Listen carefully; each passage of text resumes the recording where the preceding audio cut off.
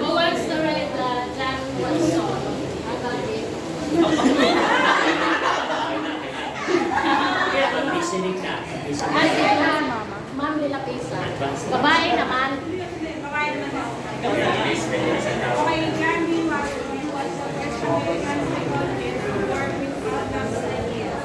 This was initially involved in animal studies, then later became involved in human behavior research. He considered that humans are born with a few reflexes and the emotional reaction of love and rage. All other behavior is learned through stimulus, response, association, through conditioning. Nay. We believe in the power of Nay. conditioning. Watch that he said if he is given a dozen healthy infants, he can make them into anything he wants them to be. Basically, human stimulus response connections through conditioning. Thank you. Thank you, Ma'am. Ito si Watson, kakaiba siya. Kasi parang yung ideas niya, kinuha niya kay Pavlov. Di ba kay Pavlov, yon yung animals? Pero sa kanya, nag-level up. Tigre. Yung ini-experiment niya. So, naging ito, controversial. Dito, sumikat si Pavlov kahit dito. Nag-experiment siya ang Albert. Watson applied classical conditioning in his experiment concerning Albert, a young child and a white rat.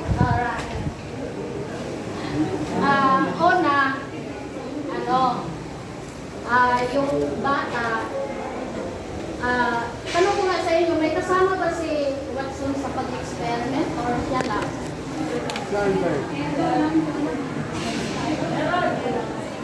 Wait, si Albert? Sino?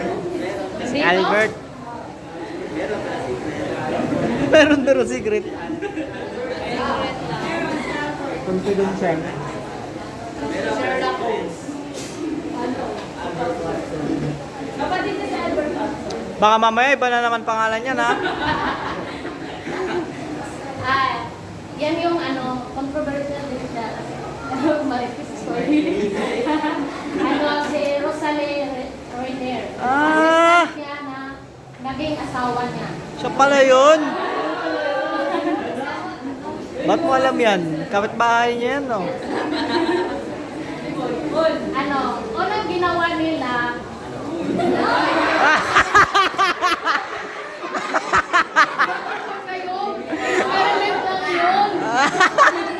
unang ginawa nila, yung bata,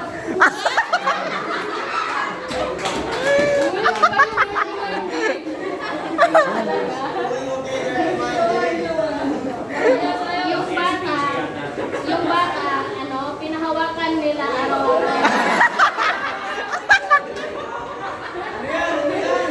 pinahawakan nila ng, yung maliit na,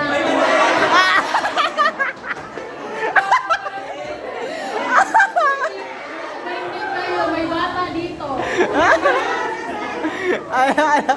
Tapos, araw-araw yun.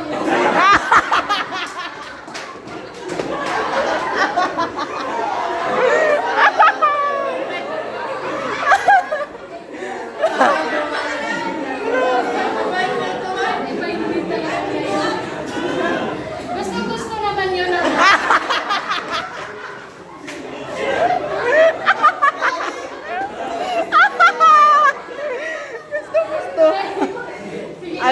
Continue tayo.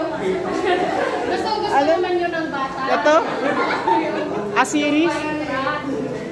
So, ang nila, in-apply nila yung Pavlov, yung classical conditioning. So, pag lumapit yung yung daga sa baby, sila, nagkasunog sila. At yun, parang nabigla yung yung daga. Tsaka nabigla din yung yung bata. Tapos doon, yun, yung bata parang napubya na siya. Pag inano nila, kinahawakan nila yung daga o kahit maliit na mga animals, ayaw na ng mga bata. So, naging na siya, unlearn her by showing the love without the loud voice. So, ngayon, yung ni Watson ngayon, ginagamit natin sa behavioral therapy, tapos sa teaching, saka sa learning. Thank you very much, ma'am.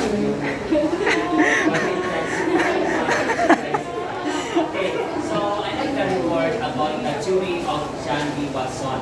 That was developed phobias. Galing mag-report ah. Ginagamit Patay ko lang. yung theory